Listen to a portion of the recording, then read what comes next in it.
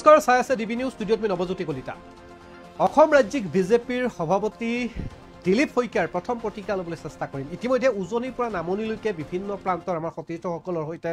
phone লাইনৰ জৰিয়তে সবিশেষ তথ্য আপোনালোকক জনাই আছিলোঁ আজিৰ দিনটোত যেহেতুকে পঞ্চায়তৰ নিৰ্বাচনৰ ভোট গণনাৰ ফলাফল জনাই আছিলোঁ আৰু এই ফলাফলৰ ৰিজাল্ট ইতিমধ্যে সন্মুখত দেখা গ'ল বিজেপিৰ মেজিক কংগ্ৰেছে ভাল ফলাফল কৰিব পৰা নাই আৰু শেহতীয়াভাৱে উজনি অসমত দুই এখন আসনত দেখা পোৱা গৈছিল অসম জাতীয় পৰিষদ আৰু ৰাইজৰ দলৰ আপ অসমৰ তৰফৰ পৰা এটা ৱাৰ্ডত বিজয় লাভ কৰাৰ খবৰ আপোনালোকক জনাই আছোঁ আৰু এই মুহূৰ্তত বিজেপিৰ ৰাজ্যিক সভাপতি দিলীপ শইকীয়াই কি কয় ফোন লাইনত সংযুক্ত হ'বলৈ চেষ্টা কৰিম অসম ৰাজ্যিক বিজেপিৰ সভাপতি দিলীপ শইকীয়াৰ প্ৰথম প্ৰতিক্ৰিয়া ল'বলৈ চেষ্টা কৰিম ডিবি নিউজত কি কয় তেখেতে শুনো এই মুহূৰ্তত আমি ফোন লাইনত সংযুক্ত হৈছোঁ বিজেপিৰ ৰাজ্যিক সভাপতি দিলীপ শইকীয়াৰ সৈতে আপুনি যথেষ্ট ব্যস্ত এই ফলাফলক লৈ আপুনি কি ক'ব এই ফলাফলক লৈ সন্তুষ্ট নে আপুনি ভাল হৈছে আৰু ভাল হ'ব আৰু এই ফলাফলক লৈ সন্তুষ্ট আপুনি ৰাইজৰ আশীৰ্বাদত যি আশীৰ্বাদ দিয়ে ৰাইজে হয় তাক লৈ সকলো ৰাজনৈতিক দলৰ নেতা কৰ্মী সন্তুষ্ট হ'বই লাগিব কাৰণ গণতন্ত্ৰত ৰাইজে ৰজা গতিকে ৰাইজে যি আশীৰ্বাদ দিছে ভোটাধিকাৰ যিদৰে সাব্যস্ত কৰিছে গতিকে ৰাইজৰ আশীৰ্বাদত আমি সন্তুষ্ট এয়া ছেমি ফাইনেল বুলি কৈছিলে যে বিজেপিৰ এয়া ছেমি ফাইনেল বা প্ৰতিটো ৰাজনৈতিক দলৰ সকলো ফাইনেল আমাৰ কাৰণে কোনো ছেমি ফাইনেল নাই বিজেপিৰ কাৰণে এয়া ফাইনেল বিজেপিৰ কাৰণে প্ৰতিটো নিৰ্বাচনে ফাইনেল বিধানসভাত আৰু ভাল ফলাফল হ'ব আপোনাৰ নেতৃত্বত প্ৰথমটো পঞ্চায়ত নিৰ্বাচন এইবাৰ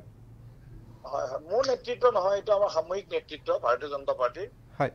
সামূহিক নেতৃত্বত আমি দল পৰিচালনা কৰোঁ হয় গতিকে সকলো সৰ্বস্তৰৰ কাৰ্যকৰ্তা বুথ সভাপতিৰ পৰা ৰাষ্ট্ৰীয় সভাপতি মহোদয়লৈকে মাননীয় মুখ্যমন্ত্ৰী ডাঙৰীয়াৰ পৰা প্ৰধানমন্ত্ৰী ডাঙৰীয়ালৈকে আমাৰ সৰ্বস্তৰৰ যি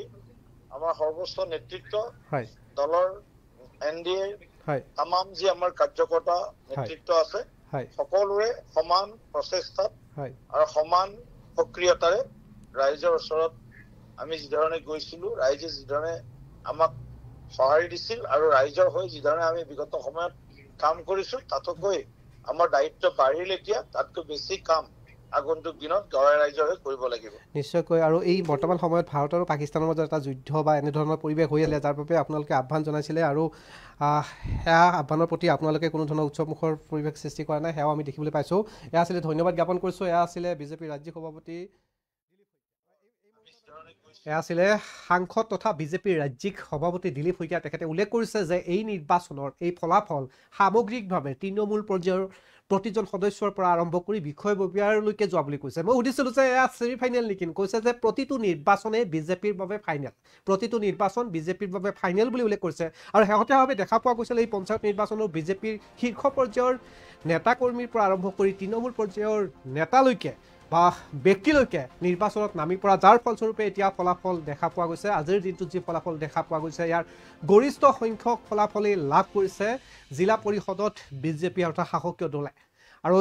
ফোন লাইনত সংযুক্ত হোৱাৰ বাবে ধন্যবাদ জ্ঞাপন কৰিছোঁ বিজেপিৰ ৰাজ্যিক সভাপতি তথা সাংসদ দিলীপ শইকীয়াই যথেষ্ট ব্যস্ততাপূৰ্ণ সময়ৰ পৰা আমাক সময় দিয়াৰ বাবে একেখিনি সময়তে আমি ফোন লাইনত সংযুক্ত হ'বলৈ চেষ্টা কৰিম উজনি অসমৰ দুই এজন সতীৰ্থৰ সৈতে বিদায় লৈছোঁ অধিক বাবতিৰ বাবে আপোনালোকেও চাই থাকক একমাত্ৰ ডিবি নিউজ